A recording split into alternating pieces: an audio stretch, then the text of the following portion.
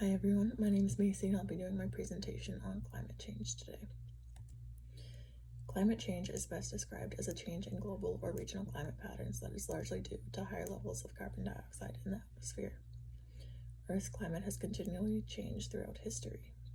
NASA reports that there have been 7 cycles of glacial advance and retreat within the sudden end of the last ice age 11,700 years ago, which started the modern climate era. Since the mid-20th century, the warming trend has gone up higher because of human activity. Climate change was first recognized by physicist John Tyndall in the 1860s. He found that Earth's natural greenhouse effect could have a slight impact on the atmospheric composition.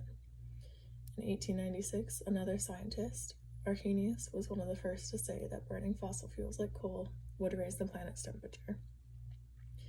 The greenhouse effect was still only a speculation, and other scientists would argue that emissions didn't have an effect on Earth's climate. And in the 1950s, scientist Callender's claims about greenhouse warming made a couple others curious enough to investigate it more. When they studied with new techniques, they found that despite earlier scientists calling it speculation, climate change was indeed happening. Since the 1950s, new ways of studying our planet's warming effect have been created. Anything from mathematical models, past temperatures from studying fossils, and different computer calculations. Most of them predicted only a couple degrees warmer in the next century and didn't see a need for action other than more research and studies. Now, however, we have more advanced technology and satellites that give us a better idea of how much our climate has changed and a better prediction of our future. Scientists found that astronomical cycles had a part in when the ice ages occurred, and any small disruption in our climate could set off a great shift. They created what they called chaos theories, in that these shifts could have no disruption to cause them. These theories were formed based off of the ice cores that were drilled in the ice sheet in Greenland. Since then, newer computer models began to help us understand how these sudden shifts could happen. They decided that the circulation of ocean currents, or deforestation, could easily have an impact on climate change. Research remained questionable and no action was taken yet.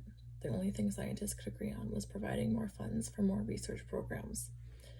A new study showed levels of methane and certain other gases were rising and even degraded the atmosphere's ozone layer. Despite this change being known for a while, it didn't become big news until about 30 years ago, according to National Geographic. Around 2000, an international meeting for scientists was held and warned we should start taking steps to cut greenhouse emissions.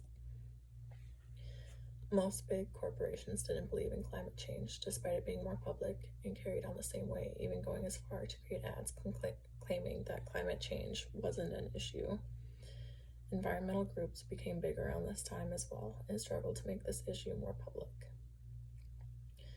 Because of their efforts, climate change is now known as one of our biggest issues today.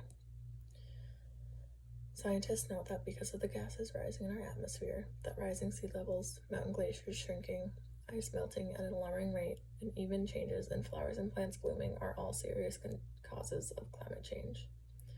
Parts of our planet are warming faster than others, and on average, Earth's surface has gone up about 2 degrees Fahrenheit in the past century alone. The intensity and amount of rainfall during hurricanes is predicted to rise, along with droughts becoming more intense and lasting longer. Recently, one of the key issues in the 2020 presidential election was climate change. The United States is the world's second largest emitter of greenhouse gases. Groups, extreme weather events, and new deals caused climate change to gain a lot of media coverage in the last few years. And the last 4 years alone have been the warmest in 139 years that the National Oceanic and Atmospheric Administration has found. In 2018 alone, the United States was responsible for 15% of global emissions, with China passing them as first. There are many ways that you alone can help fight against climate change. Powering your home with renewable energy is one of the most popular ways and can even eventually save you money on your electricity bill. There are new solar and wind farms popping up all over our country. Another way is to invest solely in energy-efficient appliances for your house. Since 1987, efficiency standards for dozens of appliances and products have kept 2.3 billion tons of carbon dioxide out of the air. Using less water is a great way to begin reducing your carbon footprint. Taking less showers and using less water when doing the dishes are just a couple of examples. A couple other examples include buying LED light bulbs and changing out your old ones. They use 80% less energy and are cheaper in the end. Turning off your electronics when they are being used and even going as far to unplug them can help make a difference. A major benefit would be investing in fuel-efficient vehicle. These cars average more miles per gallon, which saves you money and uses less gas overall. You could also maintain the maintenance on your car as well, which would reduce your carbon footprint.